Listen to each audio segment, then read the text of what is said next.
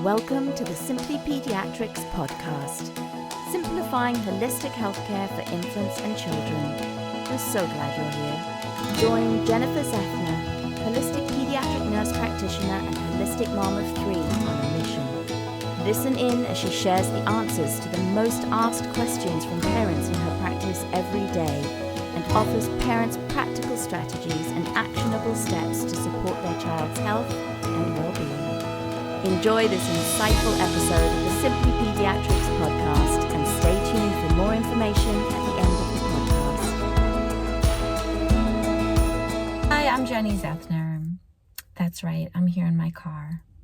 I don't know about the rest of you, but I find sitting in my car to be very peaceful. It happens to be one of the quietest places I have in my life.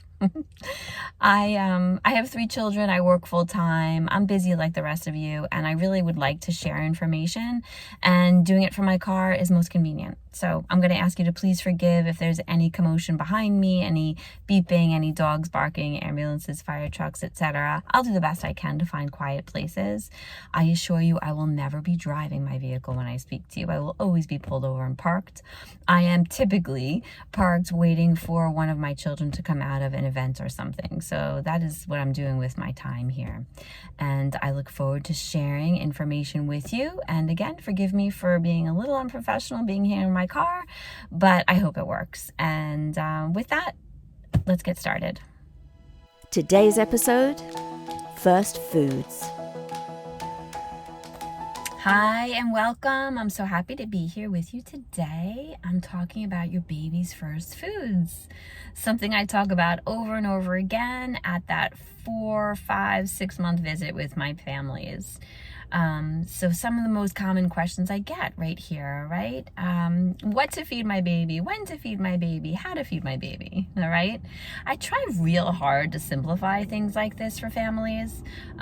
Just so you know, I did write a whole article about it. It is up on my website, and we will put it in the end of this podcast, so if you want more information. But in general, I recommend feeding your baby what you eat, right? That sounds so simple and just, but it is really. I mean, if you want your baby to eat, if you want to raise a child who eats well and healthy, start eating healthy foods, mom and dad. By 6 months old, children have been watching what you're doing. By around 6 months, they're sitting well, which is one of the developmental milestones we look for, that they're sitting well, they can hold themselves up in a high chair, and they're usually actively kind of reaching for your fork. They're watching the fork like go to your mouth, and they're real interested in what you're doing, right? So they're sitting well and they're showing interest. And those are the 2 developmental milestones we're looking for, that they are ready to try some foods. I encourage families to offer vegetables to start with. I know, it's supposed to be fruit and cereal, right? Standard American diet, fruit and cereal. All right, there's a lot of reasons why I don't recommend fruit and cereal. So cereal is processed, it's a processed grain, it's kind of gluey, it just kind of is like a glue in their belly, and it's not really doing much for them, all right? That's pretty much it. And fruit, there's a variety of reasons why I don't recommend the fruit. Fruit, for starters, is raw. Fruit is sweet. When you puree up fruit, you're eating a lot more fruit than you would have if you just had like a small piece of an apple. All right. Our taste buds prefer sweet. Babies' taste buds prefer sweet. So if they're offered that sweet food right from the get-go at 6 months, you're going to have a real hard time getting them to enjoy Brussels sprout or asparagus, which has far more nutrients in it than, like, say, apples. All right. You also need to puree it. You have to puree down that fruit in order for them to take it, because it's not in a proper form. And once you puree, say, apple or, pears or whatever, it's a lot more fruit than you probably would have given that child to eat. And then it's kind of just cold, damp food, really like lying in that belly. And, in Chinese medicine, our stomach is like an oven. So if you cover it with like a lot of cold, damp food like that, it's kind of putting out like what we consider like the fire, the oven down there. And it's just not optimal for our gut health. And it's also a lot of sugar. I know it's the healthy sugar, but it really isn't optimal. So If you went ahead and gave your child some fruit, fine, no issues, no problems, no harm done. But really, I encourage the vegetables to start with. And, they're real low on in regard to allergies. If you're breastfeeding, it's a beautiful, easy transition because your child has already tasted a lot of the foods that you eat through the breast milk. Moms forget about this. Like all the foods we eat, they're kind of tasting, So another big question I get asked is, can I use like spices and herbs? Absolutely. Absolutely. Spices and herbs really help with digestion and make things tasty. So, make food for yourself, right? Cook the vegetables for yourself. Don't make food just for your baby.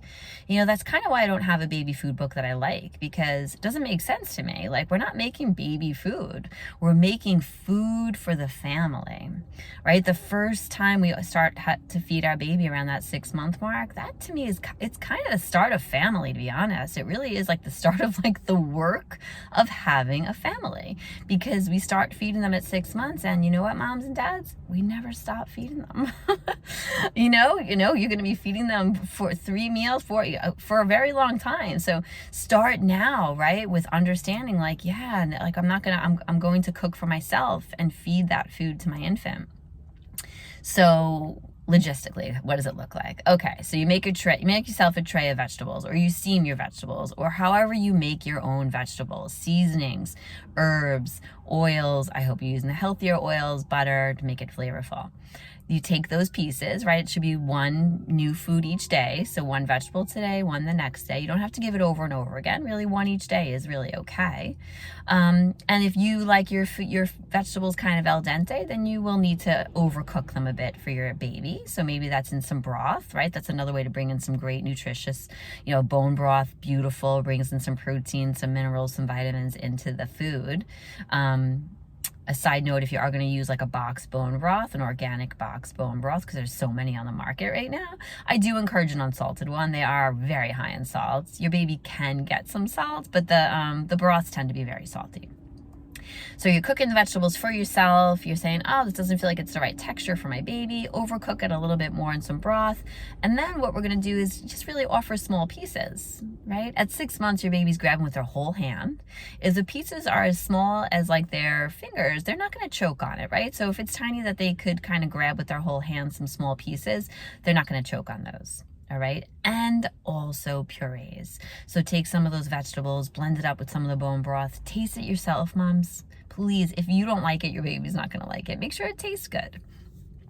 So ideally at 6 months, we're offering some spoon-fed tastes, right? So they get kind of accustomed to that spoon, and also giving them some little pieces on their plate. At 6 months, honestly, they're going to smash it with their whole hand. That's normal.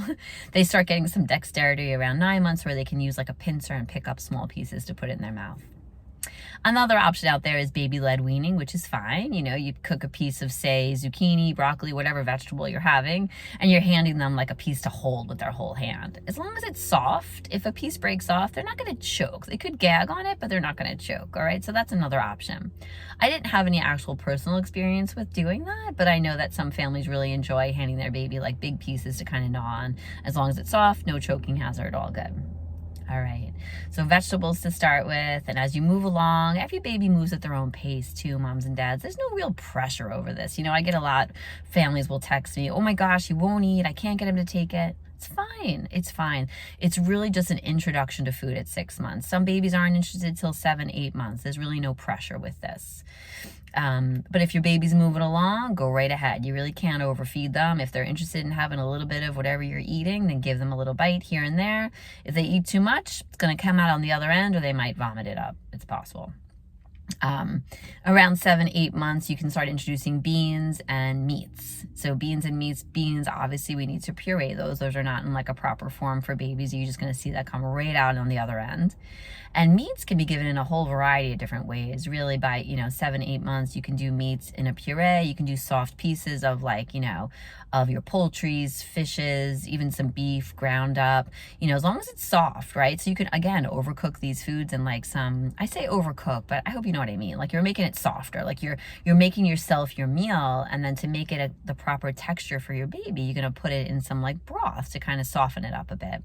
And then you can, again, same thing, offer pieces and purees there. A quick note about pouches and jars, and I might have a whole other podcast about this, honestly, because it's such a big topic. No, I do not encourage them. I really don't. They're recalled constantly for mold, for just toxins in them. I don't recommend them at all for a lot of other reasons. So, start off from the get-go, just like creating your meals. And I know it's work, but this is the part that's the work of family, is the cooking. And, start off with the vegetables that you eat and feed those to your baby. And if I have you out there, moms and your partners, your dads, whatever, saying, I don't eat any vegetables, I eat carrots, that's it. Well, listen, many times that's what our children do, is they help us to be healthier people, right? Because we're like, whoa, my baby's watching what I do. If I'm over here eating a piece of pizza and I expect them to have some, peas or asparagus, now that's not going to work, right? They have to see you all eating what they're eating. So, there's a round and round with that. It's kind of like a figure eight, eat the foods that your baby can eat, and then your baby will eat the foods that you're eating. And it's a really fun time to get started feeding your child. It's a real gradual process between 6 months to 12 months when they're kind of like eating a little bit of everything. And I think I'll have a future podcast on kind of where that progresses. But for now, just to get you started, there's an article on my website. We'll attach it to the bottom of this podcast so you can get started on your first foods for your baby, which, again, most providers, I would say, recommend 6 months. I mean, there's some exceptions where we have like a baby who's really interested, 5 months, and they seem like they're sturdy and they got good neck control. Go for it. Go right ahead and, feed them. But you're going to check with your pediatrician or your pediatric provider and make sure your baby's ready. All right, that is all for today. Remember, your child's health is a journey and you're doing an amazing job. Be curious, keep learning, and I'll see you next time. Thank you for joining Jennie on the Simply Pediatrics Podcast. We hope that the valuable information she shared in this episode will inspire and empower you on your holistic parenting journey. If you would like to learn more about Jennie, her Simply Pediatrics practice, or anything that she spoke about today, please check the show notes that accompany this podcast and you'll find all the links and resources you need. You can also sign up for the Simply Pediatrics mailing list so that you receive Jennie's weekly newsletters packed with vital information and holistic parenting journeys. If you've enjoyed today's episode, please consider giving this page a like and subscribe to the channel so you don't miss any episodes. And don't forget to connect with us by sharing your thoughts in the comments section below. Follow Simply Pediatrics on any and all of the social media platforms. And if you're interested in an in-person or a virtual appointment with Jennie, please see the contact details in the show notes. Stay tuned for more episodes packed with a wealth of powerful information to support you on your holistic parenting path. See you next time.